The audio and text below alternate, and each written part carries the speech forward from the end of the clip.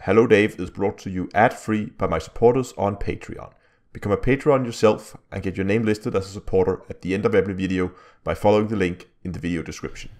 Hello ladies and gentlemen, and welcome back to Hello Dave. It is Monday and that means it's time to have a look at what's been going on in the last week and what is to come. I have a lot to talk about this week. This is probably going to be one of the longer Hello Daves, so get prepared for that. They're both some very serious topics and also more light-hearted ones. But let's start by getting one of the smaller topics out of the way right off the start. Of course, the Frontier forums now have had their update, new and shiny layout. I had a quick poke around over there just to see what it was like, and definitely a lot easier to navigate, a lot more intuitive, I think. So thumbs up for that. I don't think there's a whole lot more to say about it. You can head over, you can see if you like it or not. I mean, it's basically a new skin. Something has been reorganized and moved around, removed some old forums. They added a little bit more structure to it, I think. So I think that's a great job to see that that has been updated. But I said that was one of the smaller things. Another thing that I want to talk about this week is something on a little bit more of a serious matter.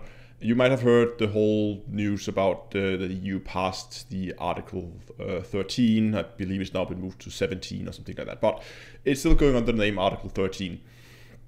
And before I dive into this, I just quickly want to, like, a quick disclaimer. Like, I mean, I will be biased in this due to the position that I'm in. So even though I'm of course going to try to be as neutral as I possibly can, I really encourage you to go out and find sources both that are for and against it, and then look it up and make up your own opinion about it, and not just listen to people on YouTube, because they will of course be biased. So keep that in mind.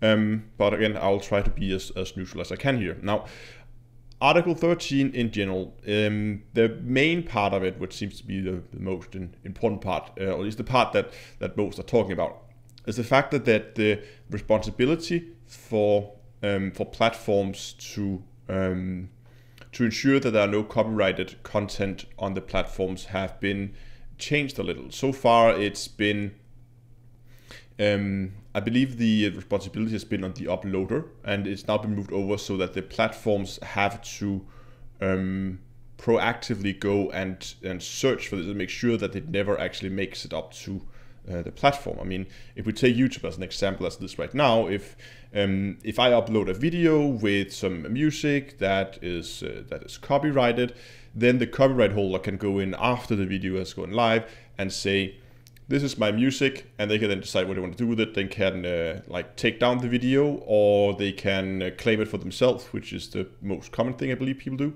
where they basically say, my music, I want the ad revenue for that video, and then the video is still monetized, but all the ad revenue goes to the creator of the music, which is of course completely fair. Now, I don't use a whole lot of music in mine, and when I use it from YouTube's own library, because YouTube has a library of music that is you're free to use. So it's never really been much of an issue for me, but I could see some people getting into some trouble. But what's been changed now is that now YouTube has to go and ensure that there is no copyrighted content in videos before the video goes live. And this is of course not just for YouTube. This is basically any site that has any kind of user-generated content. The wording on this is very vague, and a lot of people are still discussing exactly how it should be interpreted, and that's the important part here, because it's not in itself a law. Article 13. It's a set of guidelines, and now the individual countries in the EU have to go out and implement this in whatever way they see fit. And that means that there are rooms for interpretations to this, and that means that different countries might interpret this in different ways.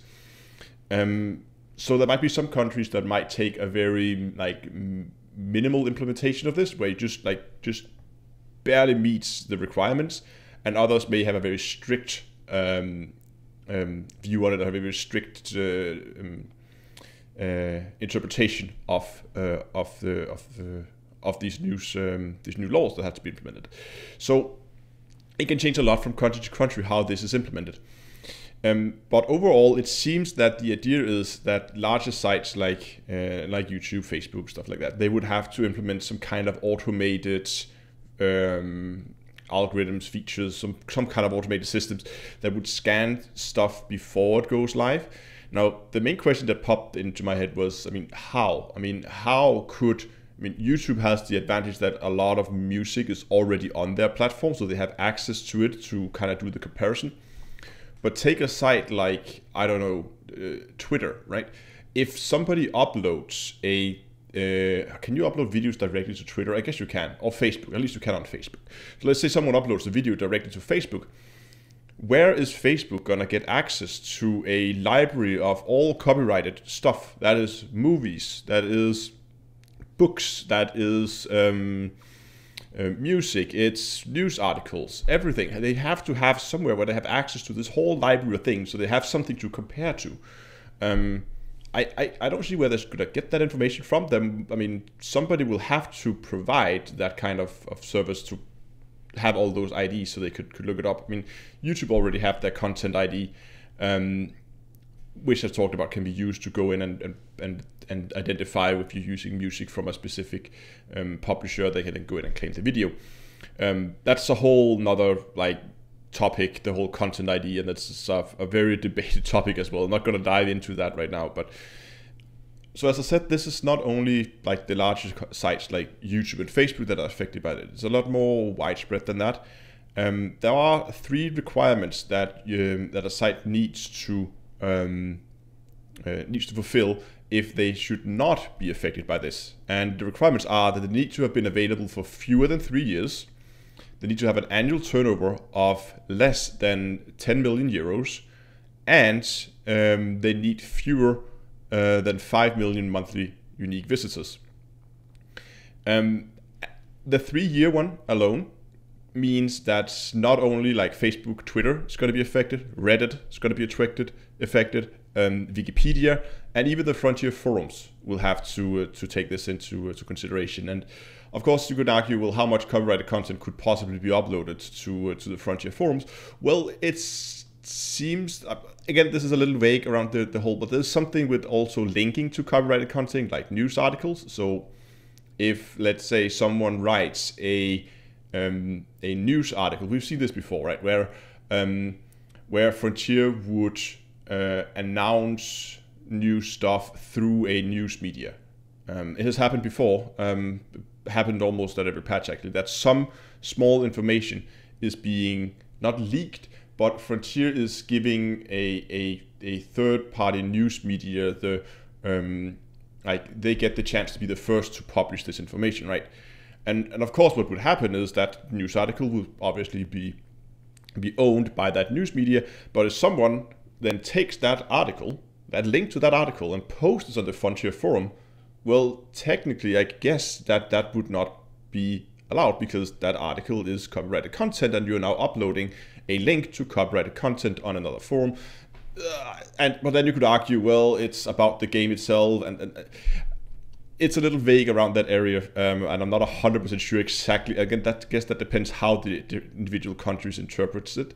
So that's something we'll have to see. But I could see there is there's some pretty big holes in this regarding things that haven't been thought through properly, I think. Especially something like the example there where you link to a news article in a forum, on a gaming forum about the game itself, which could potentially now be an issue. But again, even though this could have a lot of different effects, we could also begin to see geo-blocking on sites like YouTube, where some videos would only be viewable in certain parts of the world. That's already the case, but it would probably be a lot more widespread, since YouTube can't ensure that they have copyrights in every single part of the world to actually use this, or have the rights to have this on the platform. Well, then it may only be available in some areas of the world, not others, and that of course is going to affect some. But this channel specifically is probably not going to be affected that much, mainly because 99% of what I upload is computer gaming videos, or me just sitting talking to a camera. Now, a a video series like Hello Dave is obviously not going to be affected. But again, I'm pretty sure that if we would have to get like a written permission, and if I write to Frontier and says, "Hi Frontier, can I still use footage from your game to make videos on YouTube?" I would be very surprised if they said no.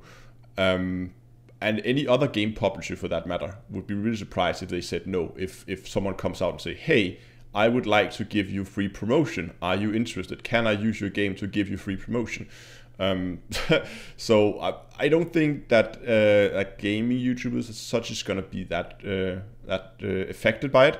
But again, there's still a lot of unknowns and stuff that we'll have to see what happens. But at least it's something that's a lot of debate around at the moment, and I really encourage you to go out and look up sources. And as I said in the beginning, look up both sources that are for it, sources that are against it, and make up your own opinion about it. Okay, on a slightly more lighter note here. Last week, I posted a vote on my YouTube community page. Like, there should be somewhere in your feed. I can post votes basically, and other like small posts, asking you if you guys would be interested if I open up a merch store. Now, this is all triggered because YouTube is teaming up with one of these like merch sites, and that they're going to implement directly onto the platform. That means that there will I think already is. I think I can already enable it now, but I haven't done yet. But there will be available to like on the videos. There will be something they call the merch shelf, which is basically if you have linked a merch store to your YouTube account, and if you are in a certain part of the world, then you will see like a list of the different products that are available in that merch store, and then you will be referenced over to the store, stuff like that. It's still, I think, still very new, and it's still something that's work in progress. It's probably something we'll see a lot more of in the future. And when I saw that was something that was coming out, I thought, well, maybe it's about time. I've been thinking about it in the past, but I always thought, well, the channel is really too small to be able to do something like that. But I decided to try and get a feel for what your guys' opinion of it was. So I made a vote and asked if there was something you guys would be interested in. And at the time of this recording, there was 616 people who voted, with 63% saying yes.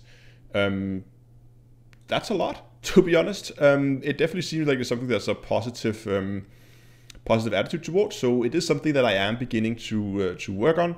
I have begun making some very rough designs. I'm not sure how many of them is gonna go live, but I can show you a few of them here. I have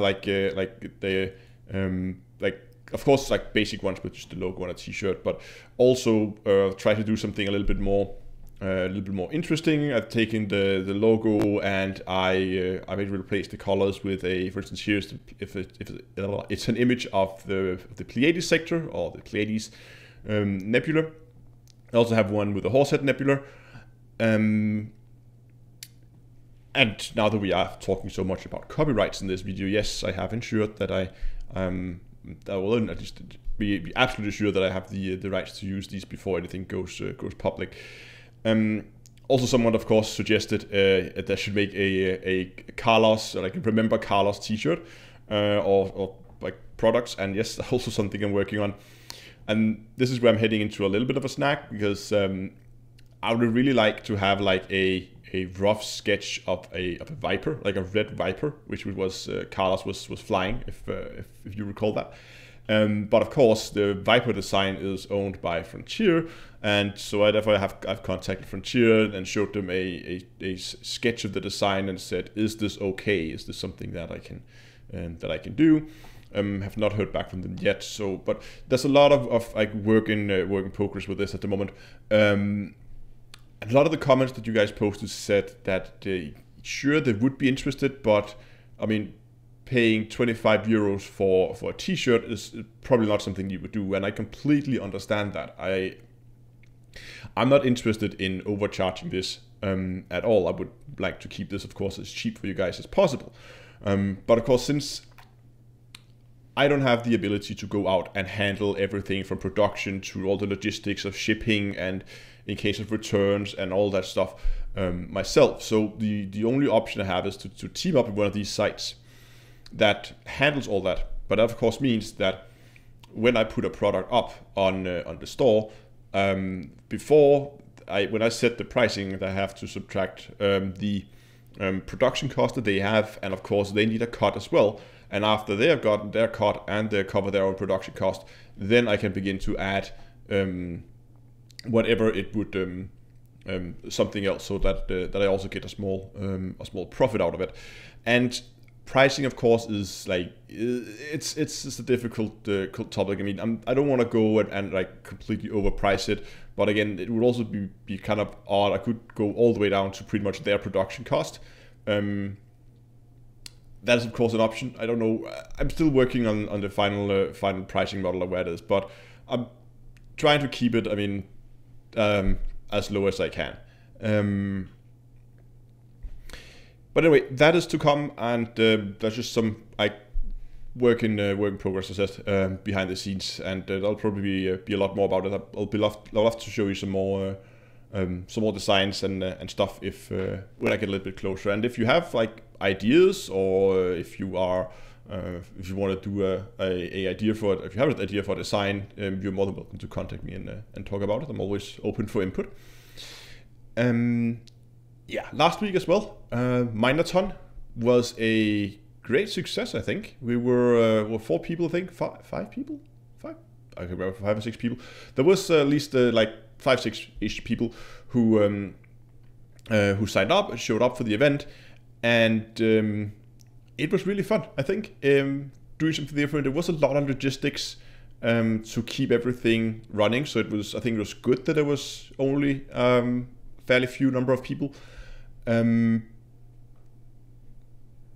I think it went great, and a lot of you guys really seem to enjoy it, and it's definitely something that I'll probably be doing again at some point, and try to upscale it a little bit to see if we can get some more people in, which would probably mean that I would have to get some more referees in who would, like, I would imagine it like we have like one person takes care of 3 miners, so you could like have people in a wing and they could easily monitor what people are doing, and they would also be, the individual wing referee would be really in charge of collecting all the screenshots that I took and typing it into spreadsheets, because if I have, I don't know, 20 or 25 people mining, there's no way that I'm going to be able to sit and type all that information in myself doing a live stream without it being like half an hour me just typing in numbers. And even though you know that I do like to stream spreadsheets, that would probably be better if I had some more people for that. But that's again distant future. That is something I'll look into the future. Actually, one of the participants, Commander Cageman, he made a quick montage of from his point of view of the mining event. I'll link to it in the description, so you can go and you can see that. I'll also put up here in the more info icon. You can go and you can watch that if you want. It's a great video, I think. It's really well done. So go down and give that video a look if you want to. Yes, then more stuff about live streams. As I said, this is going to be a long Hello Dave this week. More stuff on live streams. Of course, I have my usual live stream tomorrow.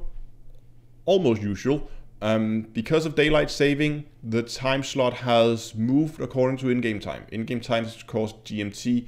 In Denmark, we just moved over to daylight saving. That means that the live stream tomorrow will be at 7 o'clock in-game time rather than 8, which is usually this. So if you haven't moved to daylight saving yet, remember that the live stream now is an hour earlier for you, I think. If we move the clock forward 1 hour, so when it's 9, yeah, so when it's 9 here, when I usually live stream, then it will be 1 hour earlier if you haven't moved to daylight saving. I will try to on Tuesday to put the live stream up early as a scheduled event, so that you can see it in your subscription feed on YouTube exactly when it is, with a small time counter, so you can so it should adjust for your time zones. But just keep that in mind, that there might be some slight time shifting compared to where you are, and if you are using daylight saving or not. And the final thing is that then the live stream next week, I think I want to try and host another open live stream. I've done these a lot in the past, and definitely something I want to do again.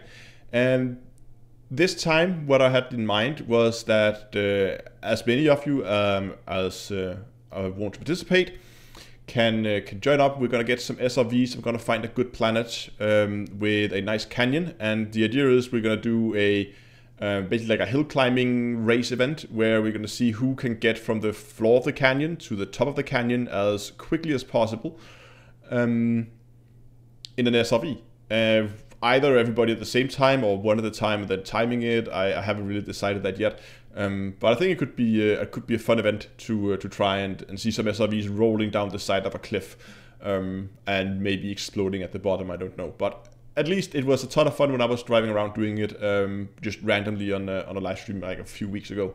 So I thought it could be fun to do it on a little more large scale community event. So next week, which will be next week, which will be on the, let me get a calendar here, which will be on the 9th. Let me actually just check. Yes, it will be on the 9th of April. That's when we'll host that open live stream, and you're more than welcome to come. I will post more information about system names and stuff like that. I'll post it over on the news channel over on my Discord server. So if you want to join, there's a link for Discord in the description below if you haven't done that already. Then come over there. Great place to be, and we also play a lot of other games than Elite, and just basically just hang around, have fun, have a chat while you're doing whatever you're doing in Elite. But I think that is gonna be it for this week. As I said, long hello Dave, but I hope you enjoyed it anyway. Thanks a lot for watching, guys, and until next time, I'll see you guys in space.